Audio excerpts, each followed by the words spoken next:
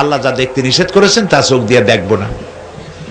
তাহলে পা মুসলমান হইলো, হাত মুসলমান হইলো, চোখ মুসলমান হইলো। কান দিয়ে মিথ্যা কথা শুনবো না, গীবত শুনবো না, অশ্লীল গান শুনবো না, বাজনা শুনবো না, আল্লাহ যা যা নিষেধ করেছেন তা শুনবো না। তাহলে কান দুইটা কি হয়ে গেল? মুসলমান হয়ে গেল। গীবত পরনিন্দা, বোঝেন তো বিষয়টা? পরনিন্দা, পরনিন্দা যে করে তারও বলতে খুব মজা হয়, খুব মজা করে করে বলে অমুকের মেয়ে এই এই করেছে, অমুকের ছেলে এই এই করেছে, এই যখন বলে তারও খুব মজা হয়, আর যে শোনে সেও খুব মজা করে শোনে। এর মজা হয় কেন? যে জিনিসের পেছনে শাস্তি আছে ওইটা একটু মজা বেশি হয়, জ্বালা বেশি আছে শাস্তি বেশি, সেটার শাস্তি বেশি হয়ে যায়। যেমন দাঁতের রুগী, পিঠে দাঁত হয়েছে অথবা বাহুতে দাঁত হয়েছে, রোদের মধ্যে গেছে, চুলকানো শুরু করেছে, যত চুলকায় তত মজা লাগে, কিন্তু চুলকানি যখন শেষ হয়ে গেল তারপরে জ্বালা শুরু হয়ে গেল। ঠিক কিনা? ঠিক কিনা? গীবত এইরকম এক চুলকানি রোগের মতো, যে বলে তারও মজা লাগে, যে শোনে তারও মজা লাগে। আর এটি হলো জিনা করার মতো গুনাহ, নাউযুবিল্লাহ। আপনার সাহস থাকে, এমপি সাহেব যদি কোনো অন্যায় করে থাকেন ওনার সামনে এসে বলুন, তাহলে আপনার সওয়াব হবে। উনি তো মানুষ, ফেরেশতা তো না, আমি তো মানুষ, আমি তো ফেরেশতা না, ভুল তো আমাদের হতেই পারে। এসে যদি বলেন এই কামটা ভুল করেছেন, এটা করা উচিত না। ওমর রাদিয়াল্লাহু তাআলা আনহুর মতো মানুষের সামনে দাঁড়ায় গেছে একজন, তিনি খুতবা দিতেছিলেন, এক পাতলা চিকুন শুকনা শাকনা এক মানুষ দাঁড়ায় গেছে।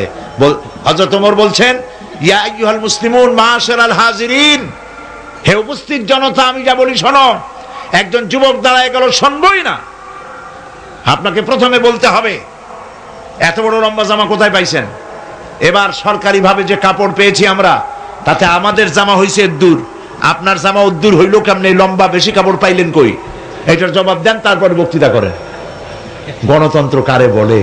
সুবহানাল্লাহ বলবেন না? এইটার নাম গণতন্ত্র। ইসলাম এটাই শিখাইছে।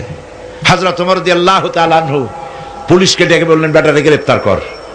জি না, তিনি জবাব দিতে যাচ্ছেন, ছেলে দাঁড়িয়ে বললেন, ভাই আমার আব্বাকে আপনি যে প্রশ্ন করেছেন, আমি আব্দুল্লাহ ইবনে ওমর রাদিয়াল্লাহু তাআলা আনহুমা, আমি প্রেসিডেন্টের ছেলে, আমিরুল মুমিনিনের ছেলে, আপনি যদি অনুমতি দেন জবাবটা আমি দেই।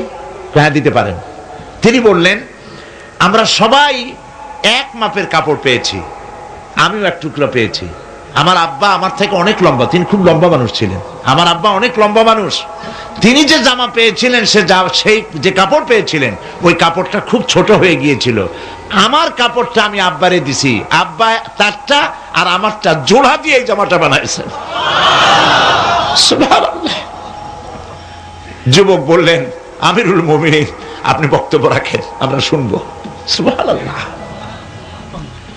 সুবহানাল্লাহ। এটার নাম হলো, এটা সব হবে যদি সামনে বলে দেন, আর পিছনে বলবেন, যতক্ষণ বলবেন অতক্ষণ জিনা করলে যত পাপ হবে, এত পাপ আপনার আমলনামায় লেখা হবে। আরো কি হবে জানেন? অন্যের গীবত গাইবেন, আপনার আমলনামার কষ্ট করা সওয়াবগুলি যার গীবত গাইবেন তার আমলনামায় চলে যাবে, আর যার গীবত গাইলেন তার পাপগুলি আপনার আমলনামায় চলে যাবে। নাউযুবিল্লাহ বলেন। তাহলে কান দুইটারে কি বানাইতে হবে? মুসলমান। সেই জন্য আল্লাহ যা নিষেধ করেছেন তা শোনা যাবে না। মুখটারে মুসলমান বানাইতে হবে। কাল, অন্তঃকরণ, মন।